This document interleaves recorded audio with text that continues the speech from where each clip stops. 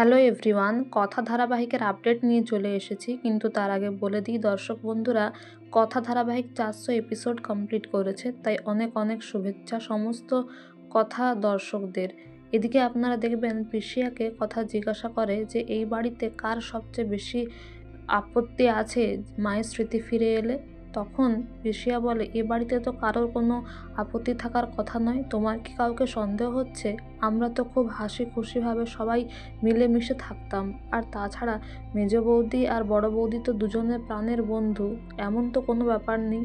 তখন কথা জিজ্ঞাসা করে, তাহলে মা কেন গিয়েছিল? তখন পিসিয়া বলে, সে তো আমি জানি না, কিন্তু মেজ বৌদি সবাইকে বলেছিল যে সে বাইরে রেস্টুরেন্ট খুলতে চায়, নিজের ব্যবসা করে টাকা উপার্জন করতে চায়।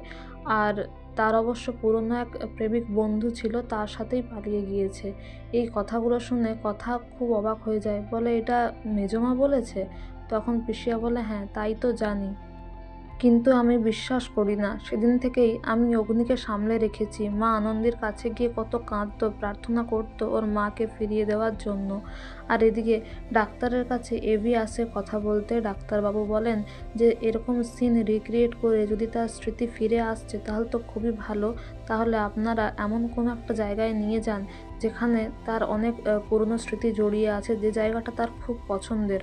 আর ওষুধগুলো প্রতিদিন খাওয়াবেন, কারণ আমার ওষুধগুলো কাজে দিচ্ছে তাহলে। এদিকে এভি ঘরে এলে পিসিয়াকে কাঁদতে দেখে আর বলে, কি হয়েছে, কি কথা, তুই কি বলেছিস? পিসিয়া কাঁদছে কেন? পিসিয়া বলে, কথা ওরকম মেয়ে নাকি যে কাঁদাবে? তাছাড়া বড় বৌদির কথা হচ্ছিল তাই। এদিকে আগামী পর্বে দেখবেন ডাক্তারবাবু যা কিছু বলেছে এভি সে কথাগুলো কথাকে জানায়। কথা বলে, তাহলে বাবার কাছে চলুন। তারপর এভির বাবা বলে তাদের দেশের বাড়িটা সঞ্চিতার খুব প্রিয়। এদিকে কথা বলে, তাহলে পাচক মশাই আপনি সেই বাড়িটা মেরামত করার ব্যবস্থা করুন, সেখানে গেলেই নিশ্চয়ই মায়ের স্মৃতি ফিরে আসবে। এদিকে চিত্রা সবটা শুনে নেয় আর ভয় পায়, বলে ওখানে গেলে তো সঞ্চিতার সব মনে পড়ে যাবে। তো বন্ধুরা, এই ছিল আজকের update. Thank you for watching the video.